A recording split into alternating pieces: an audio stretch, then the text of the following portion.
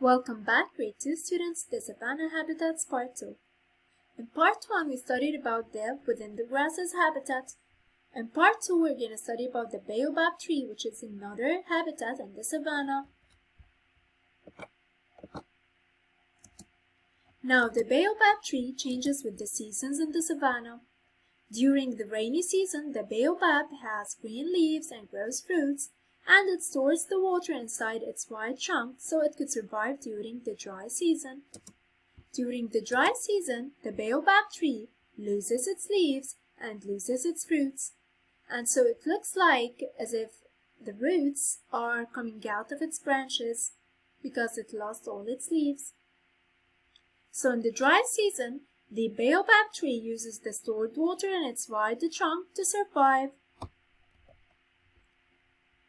Now, in the baobab tree, look at the picture to explore the plants and animals that live in a baobab tree. First up is the bush baby. As we can observe carefully over here, we could see the bush baby. A bush baby makes its nest in the tree. It eats insects, fruit, and nectar.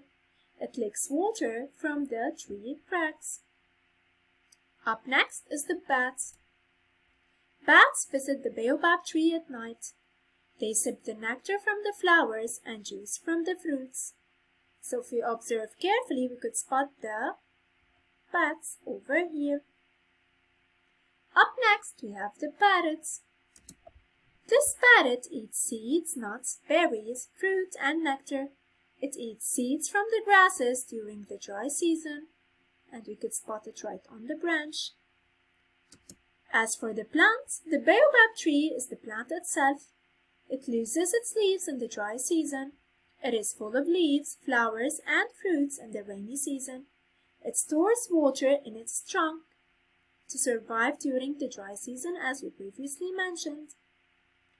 Last but not least, the elephant. An elephant eats grasses, leaves, fruits, twigs, and bark. Its long trunk can pick a flower or rip a branch off a tree.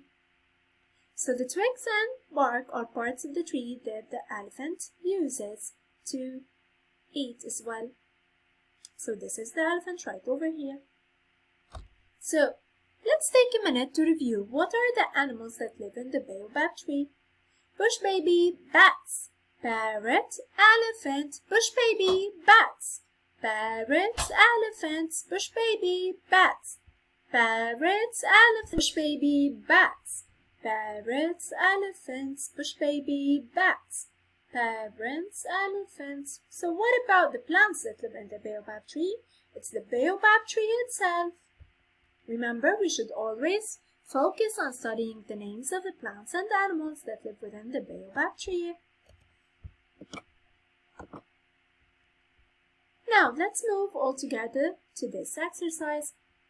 Choose all sentences that tell how savanna habitats are alike.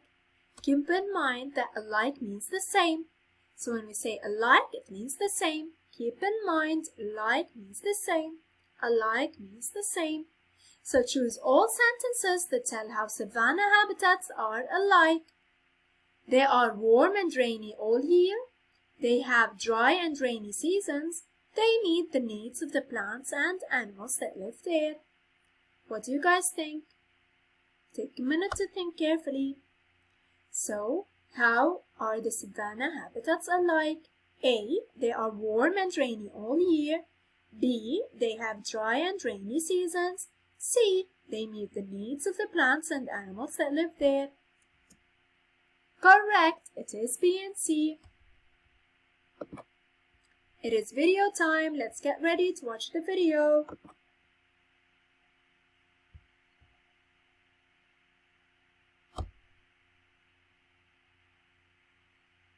Savannas arise along the edges of tropical deciduous forests as trees gradually become more widely spaced, with trees and thorny scrub forests scattered about. Virtually all a year's precipitation of 30 to 50 centimeters falls on the trees and grasslands of the savanna during the rainy season of several months. During the dry season, no rain may fall for months, and the earth becomes hard, dry, and dusty. Grasses are well adapted to the savanna's climate, growing very rapidly during the rainy season and dying back to drought-resistant roots during dry periods. Only a few uniquely adapted trees, such as the thorny acacia or the water-storing baobab, can survive the savanna's devastating dry seasons.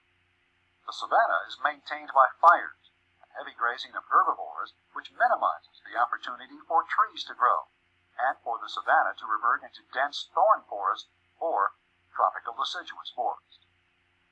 The African savanna probably has the most diverse and impressive array of large mammals on Earth, including herbivores from antelope, wildebeest, and buffalo to elephants, rhinos, and giraffes. Along with these herbivores come the carnivores who prey upon them, such as lions, leopards, and hyenas. Most of these animals wander the savanna in response to seasonal changes in the availability of food and water. It is in this environment of vast grasslands and scattered clusters of trees populated by huge herbivores and powerful carnivores that humankind arose. Abundant grasses that make the savanna a suitable habitat for so much wildlife can also make it suitable for grazing domestic animals, such as cattle, sheep, and goats. As the human population of East Africa increases, so does the pressure of domestic grazing upon the savanna. Fences used to contain livestock increasingly disrupt the migration of the great herds of herbivores searching for food and water. Ecologists have discovered that native herbivores convert grass into meat much more efficiently than cattle and other domestic herbivores. In response, some African ranchers have recently begun to raise antelopes, ostriches, and other native grazers on the African savanna instead of cattle.